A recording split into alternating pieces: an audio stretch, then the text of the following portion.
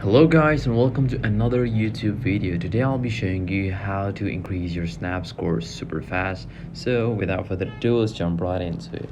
So first of all, what we're gonna do is we're gonna open up our Snapchat. And now once we're on our Snapchat, you see on the top right side we have a bunch of controls here. What you're gonna do is you're gonna press on the plus button and we're gonna scroll down and there's this option that says multi-snap. Press on that and now you can take up to 10 photos. Tap, tap, tap, tap, tap. And once you've done that, you can press send to, and then you can send it to all your friends.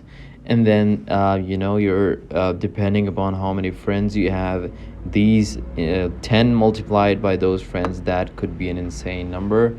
And usually, people also have their shortcuts enabled. You can create a shortcut, and in that way you can create multiple snaps. On how to create a shortcut, I'll be making another video, so don't forget to check that one out. But for this video, that was it. So thank you for watching. Like, comment and subscribe. Thank you.